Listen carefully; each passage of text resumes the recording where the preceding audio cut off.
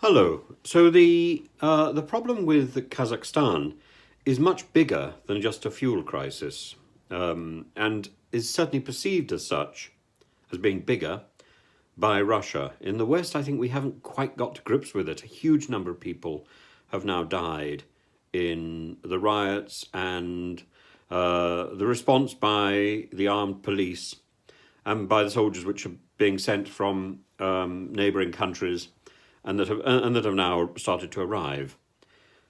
This is a revolution that Russia would want to be seen to squash. Uh, Now, why is this so important?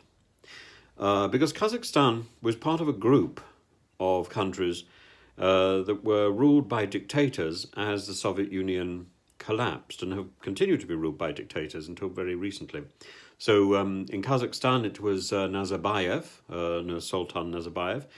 He was forced to resign 2 years ago, but his family and he have kept control of the government, and even sort of the present president pruning some of his nephews, it hasn't appeased the crowd in any way because they know exactly what's going on.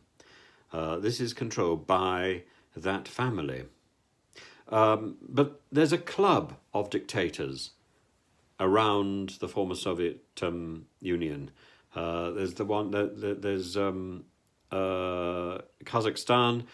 There's Belarus, of course, with Lukashenko. There's Yanukovych in Ukraine. Now we know what happened to Yanukovych, and we know what happened to the Ukraine. That power fell. That power base collapsed, and now the Ukraine represents a threat to modern Russia. And maybe Russia sees a similar threat stirring in Kazakhstan. And if it stirs in Kazakhstan, as it did in the Ukraine, what's to stop it stirring in Belarus? What's to stop Lukashenko being thrown out? We would, of course, all be celebrating. So that club of dictators and people in Kazakhstan. There is another way of viewing this. People in Kazakhstan are simply tired of the lies. Nursultan Nazarbayev, his great motto was economy first, politics second. Well, when the economy starts to collapse, that slogan seems a little hollow, and the population is likely to rebel against that. Now, there's another mood in Russia which sees the present time as being a sort of end of times, the collapse of one of the great empires, that's the empire of Europe.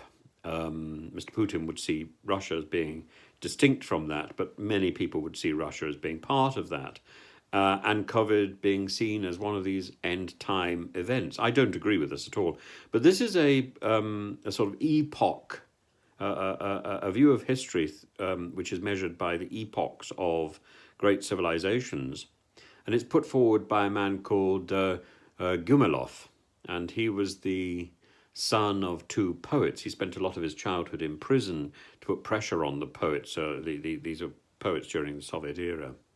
And he drew up this extraordinary scheme that charts the rise and fall of civilizations over history. And he says each one lasts about 1,000 years. And suggests that we're coming to the end of our 1,000 years.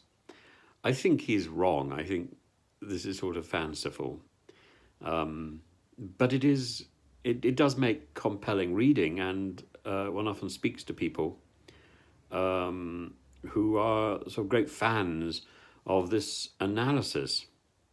So if you put that together with the observation that the club of dictators around the former Soviet Union is collapsing, this would explain why there are such heavy-handed tactics in repressing the protests in Kazakhstan, and therefore why there's such a huge number of deaths, and why there is such brutality at the moment in Almaty. Anyway, that's my thoughts on that. I find this a very disturbing subject. But please do follow the channel and leave comments. I'd be very interested in your comments, and ring the bell. Thank you.